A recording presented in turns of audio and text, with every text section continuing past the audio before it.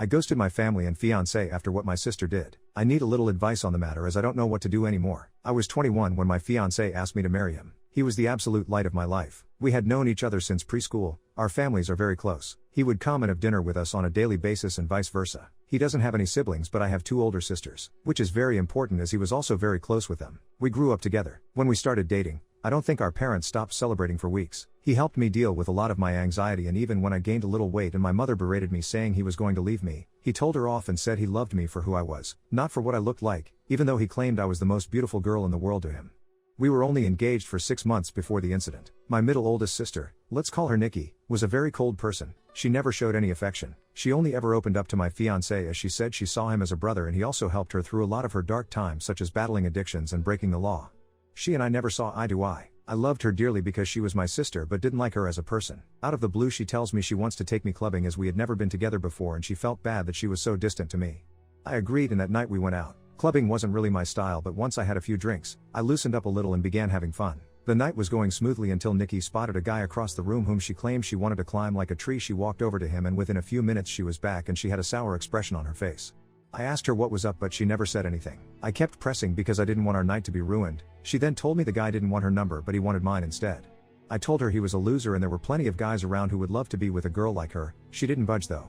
She told me she needed to use the restroom and then we would leave. I waited for another hour, during which time I was sipping on a lot of different cocktails. I then started feeling really dizzy and lightheaded. I figured I'd just cab it home as I was certain Nikki had left. On the way out though, I bumped into a friend of Nikki's whom she had briefly dated. He asked me if I needed a hand to my car and I explained I was getting a cab. He said he was getting ready to leave and we could share one. I told him okay and we walked out of the club together and into the first cab we saw. I tried to find my phone in my purse but I felt myself getting dizzier and dizzier. I don't remember what happened next as I blacked out and the next morning I woke up on a hard sofa, my head pounding. When I came to, I realized I was in Nikki's friend's house and my phone was sitting on the glass table in front of me, but it was flat.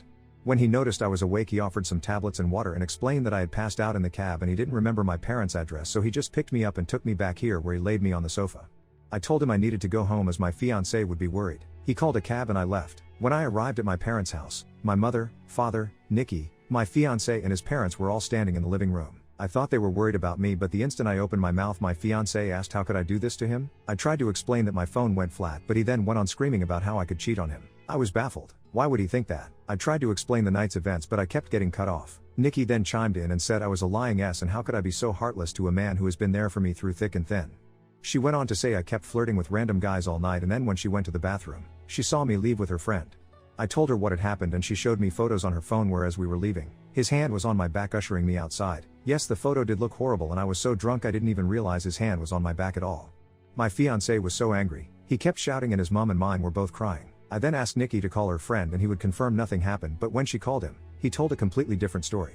He said I begged him to take me back to his and when he did, we slept together multiple times. I saw red and started crying and yelling at Nikki because I knew she had organized this whole thing to make me look bad. I begged my fiancé to believe me, but he just shook his head and left. When everyone had cleared out, my mother slapped me across the face and told me to get out. I left and went to a friend's house where I stayed for a few nights. During those nights I called my fiancé crying and pleading with him to believe me that nothing happened but it all fell on deaf ears as he never returned any of my calls or texts.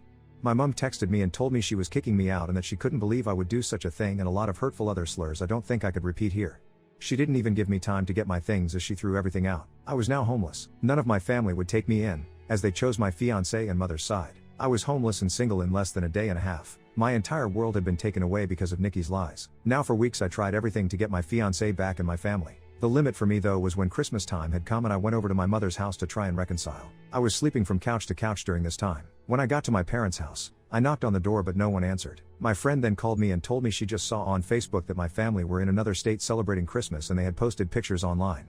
Everyone was there, my sisters, parents, grandparents and even my fiancé and his family. When I myself saw the photos, I couldn't stop crying as they all looked so happy. I cried for days and days before deciding to block them all. I even returned my engagement ring. My friend knew someone a couple hours away who was looking for some help in his restaurant and he even had living arrangements above where he worked so I could get rent at a cheap price and work at the same time.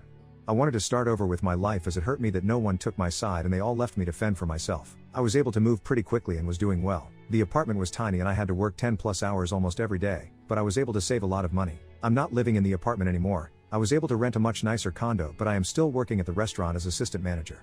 Now it has been roughly 2 years since I left and have not spoken to any of my family. I had no idea what was going on with them until I got a knock on my door. It was my ex-fiancé. I was shocked to say the least. All these feelings came rushing back and all I wanted to do was jump into his arms. But then I remembered the pain I had felt and tried to slam the door in his face, but he stopped it and asked that I let him explain. He said that Nikki had gotten married and she had confessed that she lied about the situation because she had found someone she loved so much and realized what a horrible thing she had done.